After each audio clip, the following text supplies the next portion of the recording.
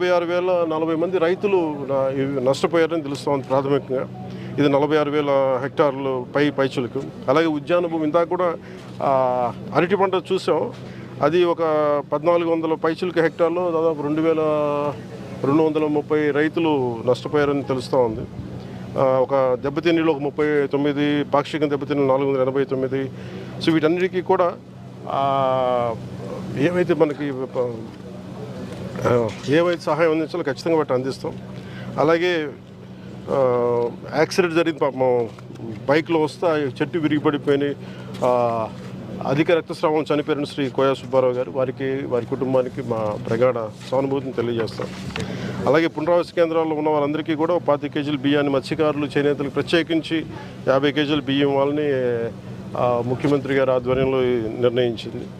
అలాగే బియ్యంతో పాటు కావాల్సిన కందిపప్పు కానీ, పామాయిల్, ఉల్లిపాయలు కానీ, బంగాళదుంపలు కానీ, పంచదార కానీ కూటమి ప్రభుత్వం వీటన్నిటిని ఉచితంగా సప్లై చేస్తూ ఉంది. అలాగే శిబిరాల్లో ఉన్న వారికి ఇళ్లకు వెళ్లే ముందు ఒక్కొక్కరికి 1,000 రూపాయల చొప్పున ఇస్తూ ఉన్నాం. ఒక్కొక్క కుటుంబానికి గరిష్టంగా 3,000 ఉంటుంది, 3,000 చెల్లిస్తూ ఉన్నాం.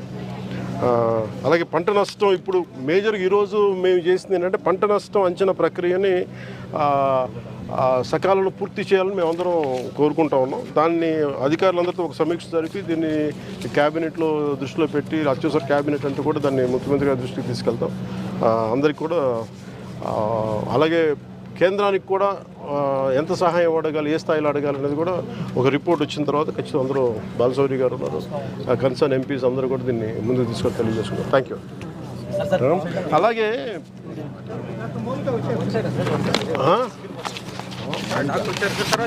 డాక్టర్ కంగ్రాచులేషన్, చాలా చాలా అద్భుతమైన పని చేశారు. Thank you sir. ఎప్పుడైతే మేము అది 9 10 ఎప్పుడైతే కొంచెం చిక్కుకుపోయాని వెళ్ళాయో, మేము మా డిహెచ్ఓ సార్ ఇన్స్ట్రక్షన్స్ ప్రకారం సేఫ్ గార్డ్ చేయాలని, ఎలాగన్నా వాటిని రక్షించాలని వాటికి టెంట్ మరియు మెడిసిన్స్ మా చిన్న నర్సింహోమ్స్ వారు ఏంటంటే డిహెచ్ఓ సార్ మెడిసిన్స్ అన్ని ప్రొవైడ్ చేసి అందరి సహకారంతో అది సక్సెస్ అయ్యేలా చేశాం సార్. అక్కడైతే చాలా గ్రేట్ చాలా థ్యాంక్ యూ సార్. చాలా థ్యాంక్ యూ సార్. చాలా ఆర్మీలో నెంబర్ 1గా ఉంటుంది సార్. అవునా? చాలా థ్యాంక్ యూ సార్.